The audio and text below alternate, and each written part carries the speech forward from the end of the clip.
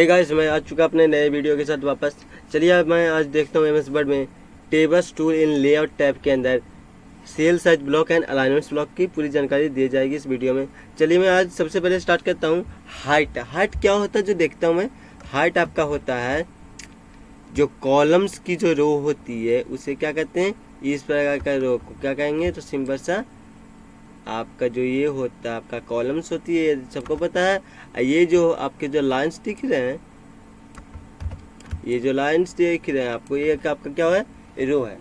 तो हम जानने वाले हैं हाइट्स के बारे में। चलिए देख लेते हैं हाइट्स क्या होती है। हाइट आपका होती है बेसिकली ये दोनों कॉलम्स के बीच, यानी ये जो रो है हमारा वो आपका एक्चुअली हाइट के रूप में वर्क करता है।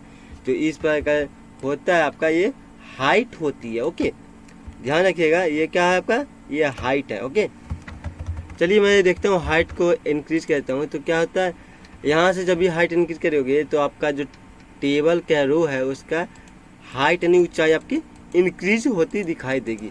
जिस सेल या जिस रो में आपका जो कर्सर क्लिक होगा उस सेल का, उस रो का आपका हाइट चेंज होगा। अदरवाइज अगर आप पूरे को सेलेक्ट करने के बाद इस पर चेंज करते हो तो सारा का एक ही साथ में आपका हाइट इंक्रीज होता चला जाएगा। ओके, अब आते हैं विड्थ की बारी। विड्थ क्या है, एक्चुअली विड्थ का मतलब होता है चौड़ाई, हाइट का मतलब ऊंचाई होता है, तो विड्थ का मतलब आपका चौड़ाई होता है। तो चौड़ाई का मतलब होता है जो कॉलम्स की जो बीच की स्पेस होती है उसे कहते हैं चौड़ाई। सिंपल सा इसको इंक्रीज करने के लिए सिंपल सा इसे इंक्रीज बटन पे क्लिक करना होगा। सिंपल सा क्या करेंगे, सेल में सेल पे क्लिक करो या फिर कॉलम को सेट करो, आपका वर्क एक ही करेगा। सिंपल सा मैं सेल पे क्लिक कर दिया, फर्स्ट कॉलम के सेल पे क्लिक किया, इंक्रीज करेंगे तो सिंपल सा उसका जो विड्थ का जो चौड़ाई है वो ऑटोमेटिक इंक्रीज होता है दिखाई देगा। अगर आप चाहते हो एक साथ पूरा टेबल में ये अप्लाई हो जाए तो सिंपल सा टेबल को आप इस बार यहाँ से सेट कर सकते हो। ध्यान दीजिएगा, यहाँ से सेट कर सकते हैं। ये आपका जो सर्किल जो घिरा हुआ दिख रहा है आपको, ये आपका क्या है, ऑल सेलेक्ट, टेबल को सेट करने का कर्सर उसे कहते हैं। ठीक है, तो यहाँ से सिंपल सा क्लिक करिएगा तो ऑटोमेटिक आपका टेबल सेलेक्ट होगा। सिंपल से यहाँ से इंक्रीज करिएगा तो ऑटोमेटिक आपका इंक्रीज होता है, शो करता चला जाएगा। देखिए आपको शो हो रहा है, आपका विड्थ क्या हो रहा है, इंक्रीज होता हुआ बढ़ रहा है। चलिए मैं आपके सामने बढ़ा दिया। अब मैं एक थोड़ा सा डिफरेंस अगला पॉइंट में देखता हूँ, डिस्ट्रीब्यूट रो। डिस्ट्रीब्यूट का मतलब क्या होता है, बांटने का काम करेगा। डिस्ट्रीब्यूट का मतलब सबको यही पता है, बांटना। पर यहाँ पे क्या बांटेगा, distribute row and distribute column दोनों का काम क्या है, बांटने का। क्या बांटेगा जो समझ नहीं आता, तो सिंपल से यहाँ पे एक चीज ध्यान दीजिएगा, यहाँ पे जो भी वर्क करेगा वो स्पेस के बीच एक दूसरे की दूरियों को बांटेगा। एग्जाम्पल थ्रू मैं आपको बता देता हूँ कैसे। यहाँ पे मैं इंक्रीज कर रहा हूँ, ध्यान से देखिएगा। मैंने यहाँ पे फर्स्ट रो का जो क्या होता है, रो का जो हाइट है उसको इंक्रीज थोड़ा सा किया, सेकंड को छोड़ दिया, फिर थर्ड को इंक्रीज किया, और उसके बाद फोर्थ को भी मैं थोड़ा हल्का सा इंक्रीज करता हूँ। बस इतना ही। अब ध्यान दीजिएगा, किसी जो भी स्पेस है एक दूसरे रो का स्पेस किसी का बराबर नहीं है। हम चाहते हैं स्पेस को बराबर कर दे, सिंपल सा आप टेबल को सेट कर लीजिएगा। और यहाँ पे क्या करना है आपको है, तो सिंपल सा डिस्ट्रीब्यूट रो पे क्लिक करते हैं, आपका जो भी रो का जो सेटअप होगा यानी स्पेस होगा ऑटोमेटिक वो डिस्ट्रीब्यूट हो जाएगा, एक दूसरे से अटैच कर देगा।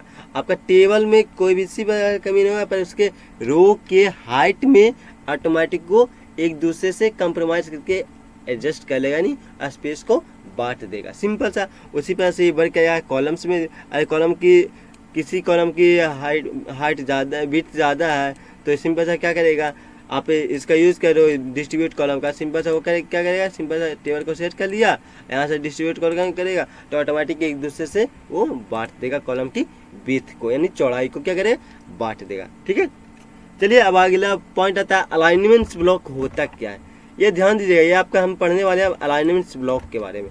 अलाइनमेंट में सबसे पहला ऑप्शन दिया गया ये देख लीजिए, आपके सामने दिया गया है ये ऑप्शन। ये 9 प्रकार का अलाइनमेंट दिया गया आपको। ये 9 प्रकार का अलाइनमेंट यूज होगा कहाँ, जो देखिएगा सिंपल सा आपका यूज होने वाला सभी सेल में, ये तो सबको पता होना चाहिए।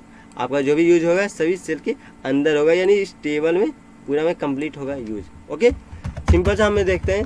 अगला पॉइंट है हमारा क्या, तो पहला ऑप्शन दिया गया, उस पर कैसे ले जाए तो उसका नाम लिखा है टॉप लेफ्ट, यानी जो भी हम डाटा लिखेंगे लेफ्ट साइड की ओर ऊपर से लिखाता हुआ व्यू देगा। एग्जाम्पल मैं अपना सभी में नाम लिखता हूँ, सिंपल सा रवि लिख दिया, रंजन मैंने टाइप कर दिया। सिंपल से इसको कॉपी पेस्ट करते हैं सभी में, ताकि मुझे बार बार लिखना ना पड़े।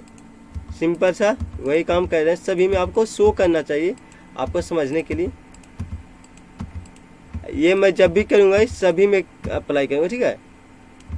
चलिए मैंने कह दिया। अब सिंपल सा क्या कहते हैं, इस टेबल को मैंने सेलेक्ट कर लेते हैं और ध्यान दीजिएगा आपको ये जो मेरा नाम कहाँ लिखा हुआ, हर सेल में कहाँ कहाँ लिखा हुआ, उस पे ज़्यादा फोकस आप लोग को होना चाहिए, तब ये वर्क करेगा और ये आप लोग को समझ में भी आएगा, ठीक है। तो मैं देखता हूँ सबसे पहले हमारा टॉप लेफ्ट आता है, जो यानी सिंपल सा जो भी हम वर्क करते हो सबसे ऊपर में लेफ्ट साइड के डाटा को लिखने के लिए या फिर डाटा को शिफ्ट करने के लिए टॉप साइड में लेफ्ट की ओर कहते हैं। सिंपल सा सेकेंड ऑप्शन टॉप सेंटर, जो भी इस पर क्लिक करते हैं आपका जो डाटा है ऑटोमेटिक बीच में सेल के बीच में आ जाएगा, उससे बीच में आएगा। सिंपल सा टॉप के यानी ऊपर वाले, याद है जब भी हम अपना टेबल के सेल को बांटता जाता है तो इस पास से 9 भाग में बांटते हैं। ध्यान दीजिएगा, मैं एक एग्जांपल दे रहा हूँ आपको, तो ध्यान दीजिएगा, ठीक है। ये आपका फर्स्ट टॉप हुआ, ये आपका बॉटम हुआ, ये बीच में आपका सेंटर हुआ, यानी मिडिल भी कर सकते हैं सेंटर भी कर सकते हैं। इसी के अकॉर्डिंग मैं आज वर्क करने वाला हूँ। तो सिंपल सा यहाँ पे सेंटर पे टॉप सेंटर पे क्लिक करते हैं तो ऑटोमेटिक आपका डाटा सबका क्या होता है बीच में चला जाता है। अगला पॉइंट आता है टॉप लेफ्ट, जो भी डाटा करेंगे यहाँ पे शिफ्ट हो जाएगा टॉप की तरफ यानी लेफ्ट साइड में। अब आते हैं सेंटर लेफ्ट, यानी जब भी क्लिक करेंगे तो ये डाटा आपका बीच में आ जाएगा पर लेफ्ट साइड की ओर शो करेगा, शो कर गया। मान लेते हैं हमें सभी डाटा को पूरी तरह से सेल के चारों तरफ से बीच में करना, तो सिंपल है यहाँ पे क्लिक करो ऑटोमेटिक आपका डाटा बीच में शो करेगा, यानी प्रतीत दिखाई देता है। सिंपल सा अगला पॉइंट दिया गया है अलाइन राइट, यानी सेंटर राइट। अब जब भी हम डाटा को राइट साइड में करते हैं तो बीच में रहेगा पर डाटा आपका राइट साइड में शो होगा। सिंपल सा। और अगला पॉइंट आता है बॉटम लेफ्ट, नीचे की तरफ रहेगा पर लेफ्ट साइड में, बॉटम सेंटर नीचे की तरफ रहेगा बीच में, और बॉटम राइट नीचे की तरफ का रहेगा राइट साइड में। क्लियर हुआ ना, ठीक है। तो ये ध्यान दीजिएगा, ये अलाइनमेंट किसी बात से पूछा जाए कि आपका अलाइनमेंट कितना है तो आप लोग ये कन्फ्यूजन नहीं होना चाहिए कि आपका अलाइनमेंट कितना प्रकार का है। अलाइनमेंट एक्चुअल कितना होता है, तो अलाइनमेंट का प्रकार होता है 3, ठीक है। अगर हम टेबल की बात करें तो अलाइनमेंट कितने प्रकार का होता है, तो अलाइनमेंट 9 प्रकार का। और यही अलाइनमेंट हम पिक्चर की बात करते हैं तो अलाइनमेंट कितने प्रकार का होता है, तो अलाइनमेंट 6 टाइप का होता है, ठीक है। ये ध्यान दीजिएगा, मैं कहाँ कहाँ बताया हूँ। पहला ऑप्शन बताया हूँ आपका नॉर्मल अलाइनमेंट, जो होम टाइप से यूज होने वाला है, जो कितना टाइप का है, तो 3 टाइप का है, ओके। और सेकेंड ऑप्शन है टेबल्स में कितने होते हैं, तो आपका कितने होते हैं तो बता दीजिएगा। आपका टेबल में 9 टाइप्स ऑफ अलाइनमेंट्स होती है। आप मान लेते पिक्चर में कितना होता है, तो पिक्चर में आपका होता है, पिक्चर में आपका 6 टाइप ऑफ अलाइनमेंट्स होती है। क्लियर हो गया कि नहीं। चलिए देखते हैं अब अगला पॉइंट। अब अगला पॉइंट आता है आपका टेक्स्ट डायरेक्शन। डायरेक्शन का मतलब होता है दिशा देना, टेक्स्ट का मतलब आपका लिखा हुआ वर्ड, ठीक है। सिंपल सा हो गया। टेक्स्ट डायरेक्शन का टेक्स्ट को यानी वर्ड को किस दिशा में करना वो शो करेगा। बेसिकली टेक्स्ट का जो डायरेक्शन होता है हमारा वो नॉर्मल सा क्या होता है, तो आपका 3 टाइप ऑफ टेक्स्ट डायरेक्शन होते हैं। कितना मैंने बोला 3 type of text direction, okay. चलिए मैं देखता हूँ फर्स्ट ऑप्शन क्या दिया गया है, तो आप लोग ध्यान दीजिएगा। फर्स्ट आपका होता है लेफ्ट टू राइट। क्लियर है कि नहीं, लेफ्ट टू राइट। सेकेंड आपका होता है टॉप टू बॉटम। अब थर्ड आपका आता है बॉटम टू टॉप,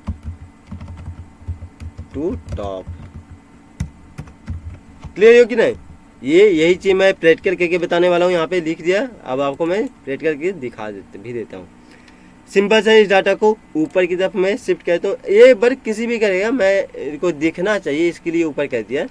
आपका जो डाटा रहेगा नॉर्मल सा किसी प्रकार से रहेगा, आपका वर्क करेगा लेफ्ट टू राइट में। जो भी आप डाटा लिखते हो कॉपी पे लिखो, सिस्टम में लिखो, आप जो भी हम लोग Hindi language English language use कर रहे हैं सिंपल सा लेफ्ट टू राइट लिखते हैं, ये सभी को पता है। पर उर्दू में हमारा उल्टा चलता है राइट टू लेफ्ट, पर यहाँ पे उर्दू पे वर्क नहीं कर रहे हैं, यहाँ सिंपल सा हिंदी लैंग्वेज और इंग्लिश लैंग्वेज पे वर्क होने वाला है।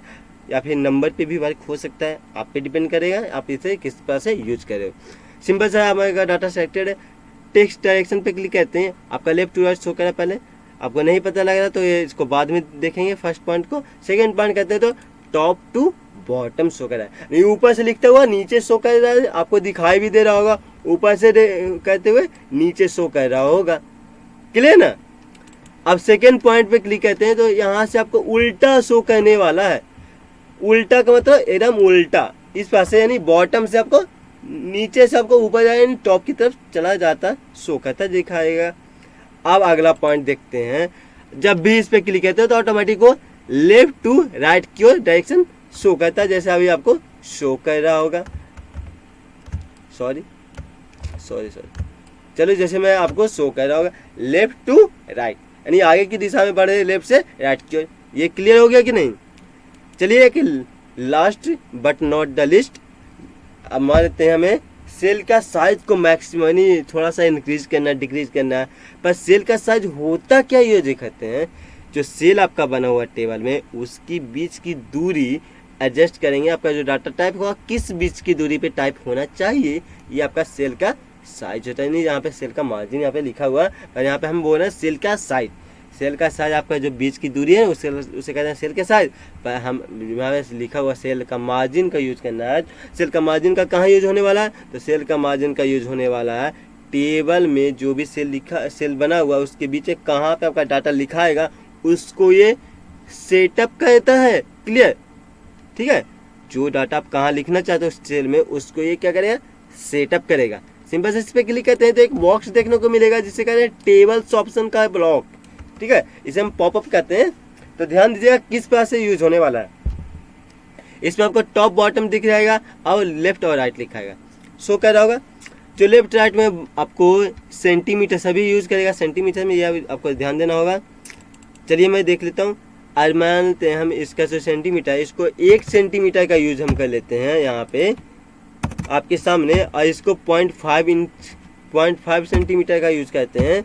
तो क्या होने वाला है तो देखिएगा, 0.5 सब दोनों में कर दिया, ऊपर में कर दिया। ये सिंपल हो गया। कहते हैं आपका डाटा बीच में लिखाने आपको 0.5 के सेंटीमीटर की दूरी पे दिखाई देगा आपका जो डाटा हो रहा है। टॉप बॉटम की तरफ से लिखाता आ रहा है 1 इंच ऊपर से छोड़ा तो 1 इंच नीचे से, पर आपको पता नहीं ना कि आपको नीचे से छोड़ा या नहीं जो। ठीक है, तो ये कैसे पता रहेगा, आपका जो ये एडजस्टमेंट किया हुआ है ना उसको थोड़ा सा आप कर लो। देखो अब इसके ऊपर से आप नहीं जा सकते हो, ये मिनिमम यानी आपका जो सेल का मार्जिन है आपने ये उतना कर रखा है, इसलिए वहाँ पे आपको शो नहीं कर रहा।